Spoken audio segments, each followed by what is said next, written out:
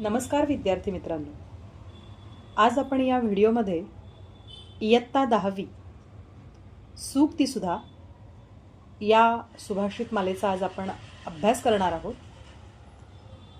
सूक्तिसुधा ही पद्य किंवा ही सुभाषित माला तुम्हा सर्वांना प्रत्येक परीक्षेमध्ये कंठस्थीकरणार्थम म्हणजेच पाठांतरासाठी आहे आणि त्यामुळे प्रत्येक सुभाषित हे सर्वांचं पाठ असणं अत्यंत आवश्यक आहे.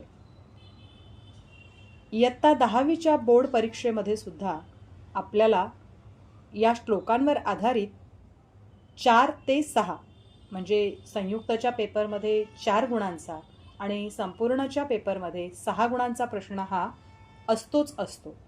त्यासाठी प्रत्येक विद्यार्थ्याची सुभाषित माला पाठांतर असणं आवश्यक आहे.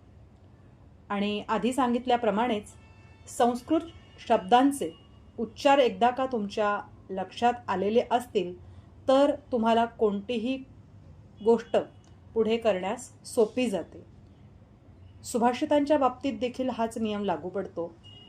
प्रत्येक सुभाषिताची चाल, सुभाषितामध्ये असणारे शब्द यांचे उच्चार जर तुम्हाला व्यवस्थित समजलेले असतील तर सुभाषितं लिहिणं ही गोष्ट अतिशय सोपी होते.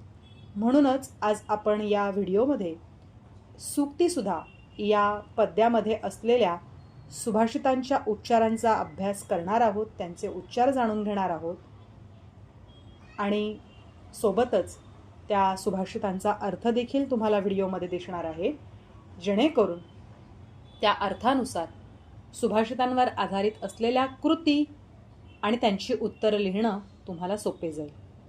चला तर सुरुवात करूया. सूक्तिसुधा.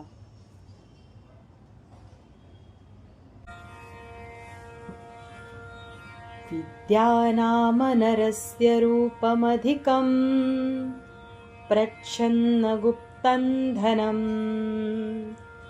विद्या भोगकरी यशस्सुखकरी विद्या गुरुणां गुरुः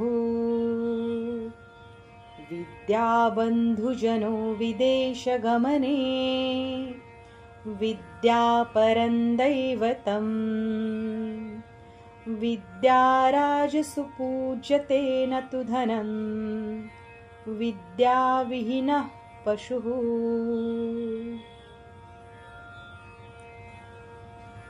निन्दन्तु नितिनिपुणा यदि वास्तुवन्तु लक्ष्मीः समाविशतु गच्छतु वा यथेष्टम्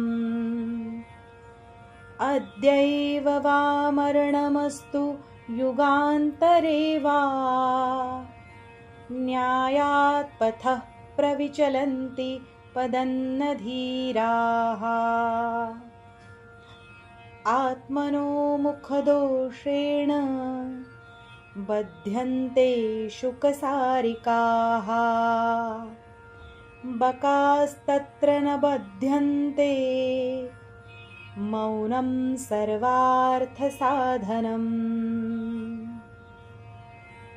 रथस्यैकं चक्रं भुजगयमिताः सप्ततुर्गाः निरालम्बो मार्गश्चरणविकलः सारथीरपि रविर्यात्ते वान्तं प्रतिदिनमपारस्य नभसः क्रियासिद्धिः सत्त्वे भवति महतान्नोपकरणे अल्पानामपि वस्तूनां संहतिः कार्यसाधिका तृणैर्गुणत्वमापन्नैर्बध्यन्ते मत्तदन्तिनः प्रथमवयसि पीतं तोयमल्पं स्मरन्तः शिरसि निहितभारा नारिकेलानराणाम् ददति जलमनल्पा स्वादमाजीवितान्तम् न हि कृतमुपकारं साधवो विस्मरन्ति. घटं भिन्द्यात् पटं छिन्द्या कुर्याद्रासभरोहणम् येन केन प्रकारेण प्रसिद्धः पुरुषो भवेत्। तर मुलांनो, ह्या व्हिडिओद्वारे तुम्हा सर्वांनाच या सर्व सुभाषितांची चाल आणि शब्द हे समजले असतील अशी मी खात्री बाळगते। येणाऱ्या अनेक पुढील व्हिडिओसाठी व्हिडिओला लाईक करा, कमेंट करा, शेअर करा आणि चॅनेलला नक्कीच सबस्क्राईब करा, जेणेकरून पुढील येणारे व्हिडिओ देखील तुम्हाला नक्कीच मिळतील। धन्यवाद।